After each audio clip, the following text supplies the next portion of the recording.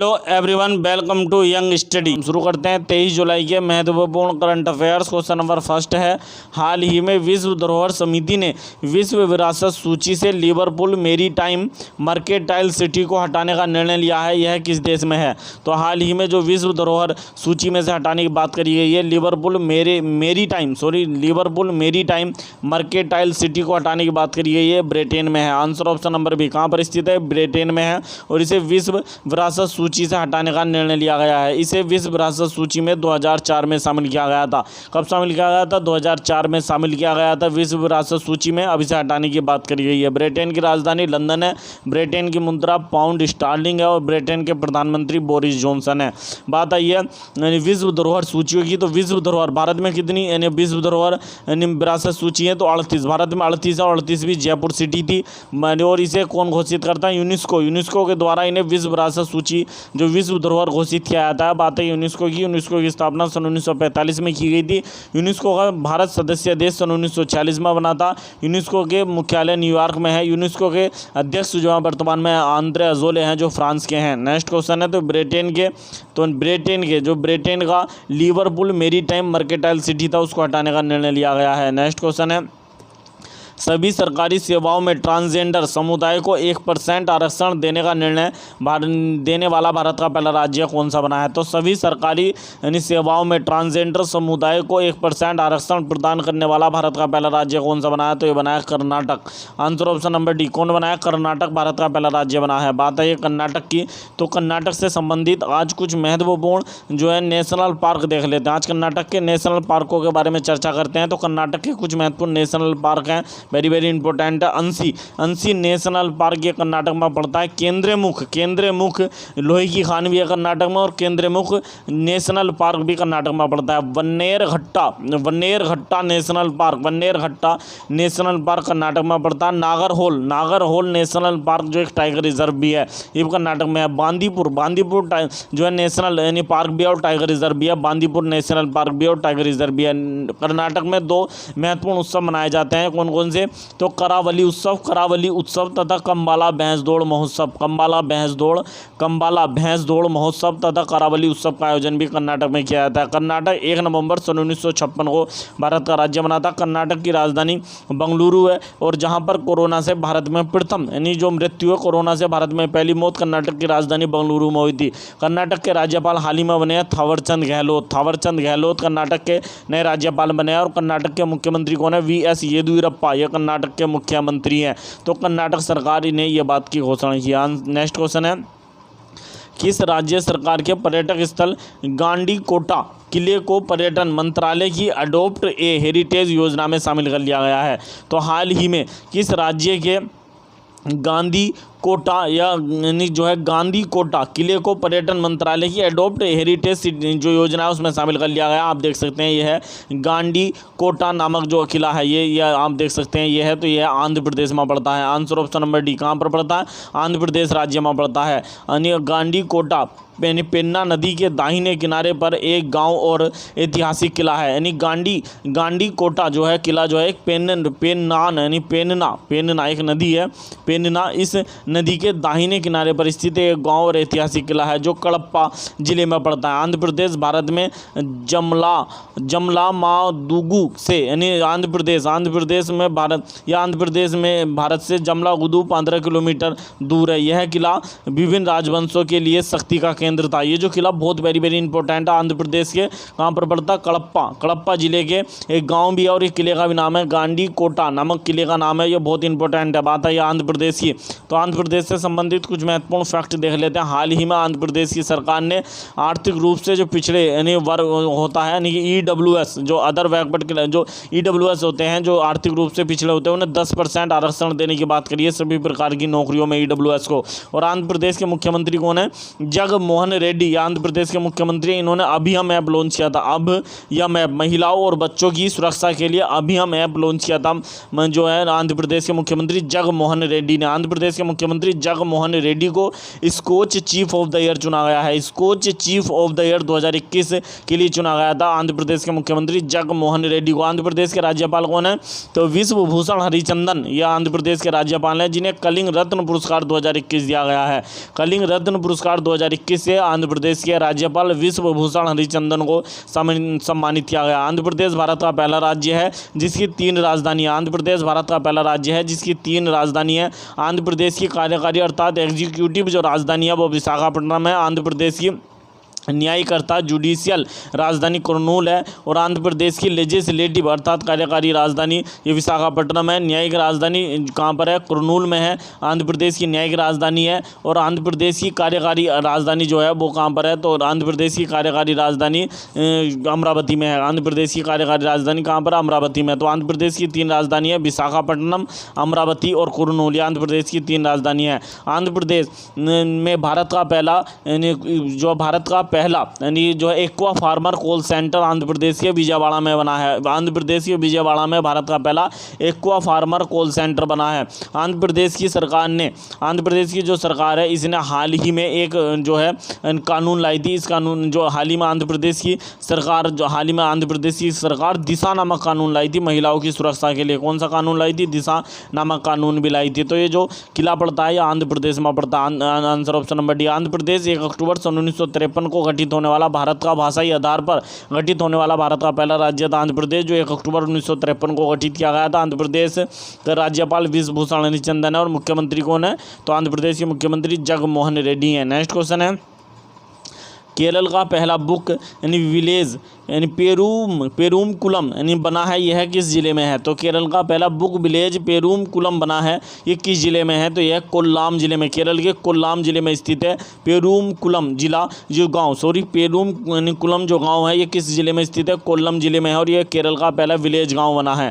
बात आई केरल की राजधानी तिरुवनंतपुरम है। केरल 1 नवंबर 1956 को भारत का राज्य बना था। केरल के जो राज्यपाल हैं उनका नाम है आरिफ मोहम्मद खान। और केरल के मुख्यमंत्री विजय रूपाणी पिनरई विजयन, ये केरल के जो है मुख्यमंत्री हैं। केरल के मुख्यमंत्री दूसरी बार बने पिनरई विजयन है केरल के मुख्यमंत्री। हाल ही में केरल की पुलिस ने पिंक प्रोटेक्शन योजना, महिलाओं की रक्षा के लिए पिंक प्रोटेक्शन योजना को लॉन्च किया था। और गर्भवती महिलाओं के टीकाकरण के लिए केरल सरकार ने यानी कौन सी योजना चलाई? तो मथुरु कवचम अभियान चलाया था। कौन सा अभियान चलाया था? मथुरु कवचम अभियान चलाया था। केरल के मुख्यमंत्री कौन है? तो केरल के मुख्यमंत्री कौन है? इनका नाम है पिनरई विजयन और ये दूसरी बार केरल के मुख्यमंत्री बने हैं। नेक्स्ट क्वेश्चन है, हाल ही में किस देश ने क्यूबा में हाई एल्टीट्यूड के माध्यम से लोगों तक इंटरनेट प्रसार की योजना बनाई है? तो हाल ही में किस देश ने क्यूबा देश में हाई एल्टीट्यूड के माध्यम से लोगों तक इंटरनेट प्रसार करने की योजना बनाई है? तो ये योजना बनाई है अमेरिका ने। आंसर ऑप्शन नंबर 1 किसने बनाई? अमेरिका में ने बनाई है। अब आता है क्यूबा की राजधानी हवाना है। क्यूबा की मुद्रा क्या है? पीसो क्यूबा की मुद्रा है। और क्यूबा के लोगों को इंटरनेट मुहैया कराना चाहता है अमेरिका। नेक्स्ट क्वेश्चन है, हाल ही में एरियल हेनरी किस देश के नए प्रधानमंत्री बने हैं? तो हाल ही में एरियल हेनरी आप देख सकते हैं, यह है एरियल हेनरी और ये किस देश के प्रधानमंत्री बने हैं? तो हैती के नए प्रधानमंत्री बने हैं। Answer option number B, Haiti के नए प्रधानमंत्री बने एरियल हेनरी। जो हैती देश है उत्तरी अमेरिका महाद्वीप का एक देश है। हैती की राजधानी पोर्ट ओ प्रिंस है। हैती की राजधानी क्या है? पोर्ट ओ प्रिंस, ये जो है हैती की राजधानी है। और हैती की मुद्रा गौडे, हैती की मुद्रा है। हैती की मुद्रा क्या है?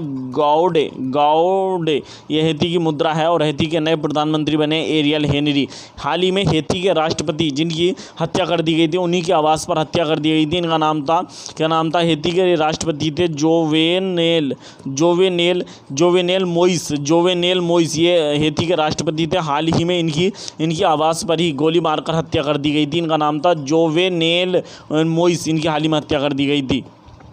नेक्स्ट क्वेश्चन है कि हाल ही में किस विश्वविद्यालय द्वारा विश्वविद्यालय शिखर सम्मेलन का आयोजन किया गया है? तो हाल ही में किस विश्वविद्यालय द्वारा विश्वविद्यालय शिखर सम्मेलन 2021 का आयोजन किया गया है? तो ये किया गया है ओपी जिंदल ग्लोबल यूनिवर्सिटी के द्वारा। ओपी जिंदल ग्लोबल यूनिवर्सिटी के द्वारा विश्वविद्यालय शिखर सम्मेलन 2021 का आयोजन किया गया। आंसर ऑप्शन नंबर 1 बात आई है किसकी? विश्वविद्यालय शिखर सम्मेलन की। तो इसका मुख्य अतिथि कौन थे, तो उपराष्ट्रपति एम वेंकैया नायडू को विश्वविद्यालय शिखर सम्मेलन का मुख्य अतिथि जो है नामित किया गया था। और ये कहाँ पर आयोजित किया गया? ओपी जिंदल ग्लोबल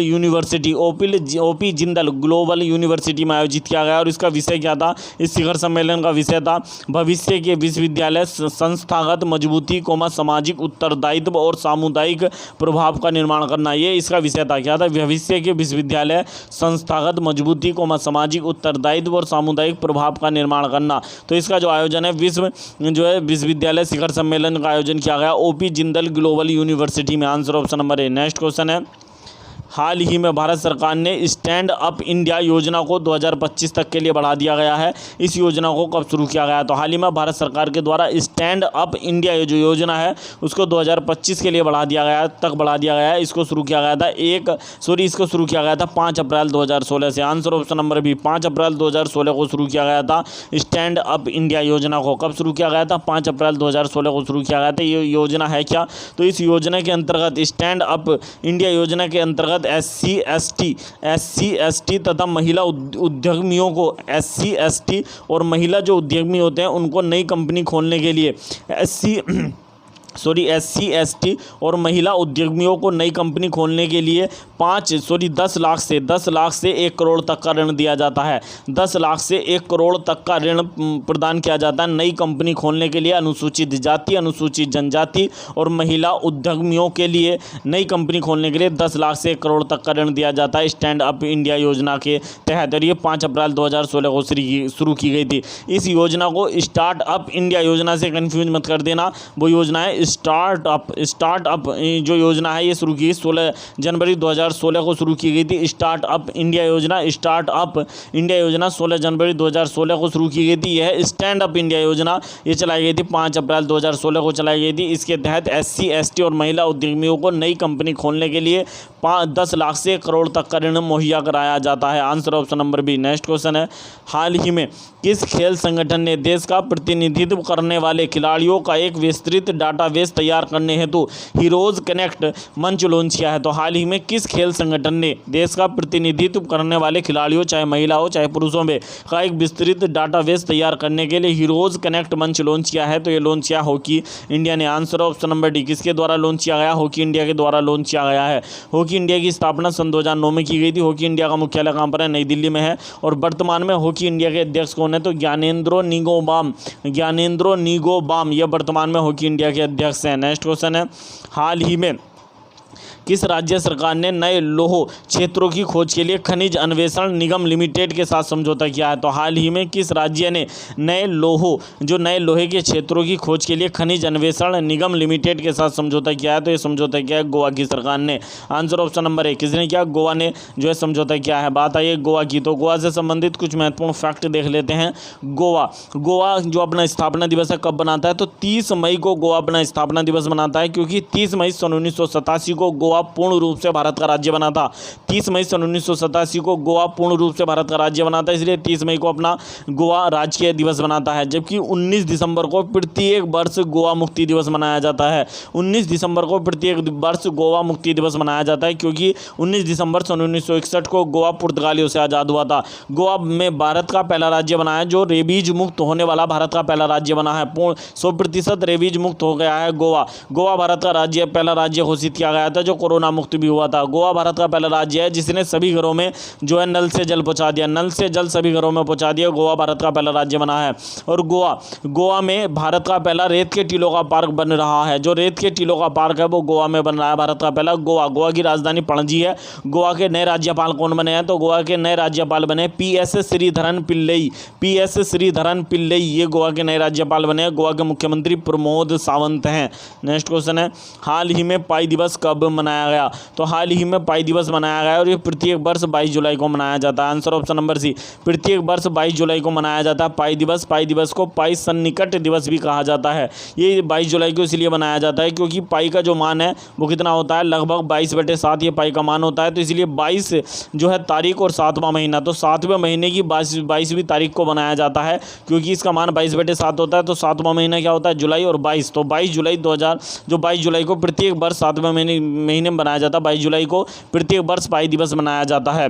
पाई जो है, पाई ये एक गणितीय यानी पाई जो है गणितीय स्थिरांक होता है। ये जो गणितीय स्थिरांक होता है तथा इसे ग्रीक अक्षर के द्वारा प्रदर्शित किया जाता है। ये पाई को जो है सबसे पहले जो प्रस्तुत किया था, पाई का जो प्रस्तुत किया था सबसे पहले, वो विलियम जोन्स ने सन 1706 में पाई को सबसे पहले जो है प्रदर्शित किया था। सर विलियम्स जोन्स ने जो है प्रदर्शित किया था। पाई एक वृत्त की परिधि और उसके व्यास के बीच में संबंध स्थापित करता है। जो पाई होती है वो एक वृत्त की परिधि और व्यास, एक वृत्त की परिधि और उसका जो व्यास होता है उसके बीच में संबंध स्थापित करने का कार्य करती है। पाई को गोलाकार स्थिरांक के नाम से भी जाना जाता है। पाई को गोलाकार स्थिरांक के नाम से भी जाना जाता है। तो प्रत्येक वर्ष पाई दिवस 22 जुलाई को मनाया जाता है। Answer option number C. Next है इसी में राष्ट्रीय झंडा अंगीकरण दिवस भी 22 जुलाई को मनाया जाता है। प्रत्येक वर्ष राष्ट्रीय झंडा अंगीकरण दिवस 22 जुलाई को मनाया जाता है, क्योंकि 22 जुलाई सन 1947 को भारतीय संविधान ने जो है राष्ट्रीय ध्वज को तिरंगे के रूप में अपनाया था। जो राष्ट्रीय ध्वज को अपनाया था भारतीय संविधान ने 22 जुलाई को, इसलिए राष्ट्रीय झंडा अंगीकरण दिवस प्रत्येक वर्ष 22 जुलाई को मनाया जाता है। नेक्स्ट क्वेश्चन है, हाल ही में ऑल इंडिया फुटबॉल फेडरेशन ने 2020-21 के लिए पुरुष फुटबॉलर ऑफ द ईयर किसे चुना है? तो हाल ही में ऑल इंडिया फुटबॉल फेडरेशन ने 2020-21 के लिए पुरुष फुटबॉलर ऑफ द ईयर किसे चुना है? तो ये चुना है संदेश झिंगन को। आंसर ऑप्शन नंबर बी, संदेश झिंगन को फुटबॉल ऑफ द ईयर 2020-21 के लिए चुना गया है।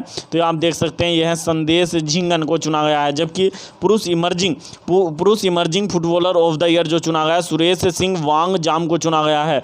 यानी पुरुष इमर्जिंग का मतलब होता है उभरता हुआ खिलाड़ी, तो पुरुषों में सबसे अच्छा उभरता हुआ खिलाड़ी 2020-21 के लिए अर्थात पुरुष emerging footballer of the year 2020-21 में चुने गए हैं सुरेश सिंह वांगजाम। तो आप देख सकते हैं यह है सुरेश सिंह वांगजाम और यह संदेश झिंगन, जिन्हें सर्वश्रेष्ठ वर्ष का फुटबॉलर खिलाड़ी चुना गया है। इससे पहले जो सर्वश्रेष्ठ महिला फुटबॉलर ऑफ द ईयर चुनी गई थी, तो महिला फुटबॉलर ऑफ द ईयर कौन चुनी गई थी? बाला देवी महिला फुटबॉलर ऑफ द ईयर चुनी गई थी। जबकि महिला में सबसे उभरती हुई खिलाड़ी 2020-21 में अर्थात महिला emerging footballer of the year किन्हें चुना गया था? मनीषा कल्याण को चुना गया था। और पुरुषों में पुरुष फुटबॉल ऑफ द ईयर चुना गया संदेश झिंगन को। जबकि उभरते हुए खिलाड़ी कौन है? तो उनका नाम है यानी सुरेश सिंह यानी वांगजाम। नेक्स्ट क्वेश्चन है, हाल ही में केरल बैंक ने प्राथमिक क्षेत्रों के लिए किस नाम से नई ऋण योजना लॉन्च की है? तो हाल ही में केरल बैंक ने प्राथमिक क्षेत्रों के लिए किस नाम से नई ऋण योजना लॉन्च की है? तो इसका नाम है केरल बैंक समग्र नामक एक योजना लॉन्च की गई है। किस नाम से? केरल बैंक समग्र नाम से। नेक्स्ट क्वेश्चन है, हाल ही में किस देश ने विश्व में की सबसे उन्नत मिसाइल रोधी प्रणाली S-500 का सफलतापूर्वक परीक्षण किया है? तो हाल ही में किस देश ने विश्व की सबसे उन्नत मिसाइल रोधी प्रणाली है S-500 इसका सफल परीक्षण किया है? तो ये क्या? रूस ने। आंसर ऑप्शन नंबर सी, रूस। ये किसी भी प्रकार की मिसाइल को किसी भी प्रकार की मिसाइल को नष्ट करने में जो है सक्षम है, किसी भी प्रकार की मिसाइल को नष्ट करने में सक्षम है और ये रूस के द्वारा जो है सफलतापूर्वक इसका परीक्षण किया गया। आप देख सकते हैं यह है S-500 मिसाइल विश्व का सबसे सक्षम मिसाइल रोधी प्रणाली है S-500। इसे किसने बनाया? तो इसे अल्माज एंट नामक रूस की एक महान कंपनी है अल्माज एंट ने इस जो है प्रणाली को विकसित किया। अल्माज एंट ने विकसित किया। आपको बता दें कि S-400 ये भी रूस की जो है मिसाइल रोधी प्रणाली है S-400। इसे जो है 2021 में इसकी पहली खेप भारत को दी गई है। 2021 में इसकी पहली खेप दी गई थी भारत को S-400 की, और इसी के तौर पर एक नया संस्करण S-500 लॉन्च किया गया है। तो आप देख सकते हैं किसने बनाई है? वेरी वेरी इंपॉर्टेंट है, अल्माज एंट नामक कंपनी ने बनाई है। बात है रूस की राजधानी मॉस्को है, रूस की मुद्रा रूबल है, रूस के राष्ट्रपति व्लादिमीर पुतिन है और रूस के प्रधानमंत्री मिखाइल मिशुस्तिन है। नेक्स्ट क्वेश्चन है, हाल ही में किस देश ने विश्व की सबसे तेज चलने वाली ट्रेन जिसका नाम है मैगलेव ट्रेन का अनावरण किया? तो हाल ही में किस देश ने विश्व की सबसे तेज चलने वाली ट्रेन मैगलेव का अनावरण किया? आप देख सकते हैं ये वो ट्रेन है, ये चीन ने लॉन्च की है। तो आंसर ऑप्शन नंबर है, किसने लॉन्च की है? चीन के द्वारा लॉन्च की गई है। और ये चीन के यानी कहाँ पर चलाई जाएगी? तो ये चीन के एक प्रांत है, चीन का प्रांत जिसका नाम है चीन के प्रांत का सेडोंग प्रांत, चीन के सेडोंग प्रांत चीन के शेडोंग प्रांत के किंगदाओ शहर में चलाई जाएगी। किंगदाओ शहर में इसका अनावरण किया गया है। चीन के शेडोंग प्रांत के तटीय शहर किंगदाओ में इसका जो अनावरण किया गया और इसकी स्पीड कितनी है तो 600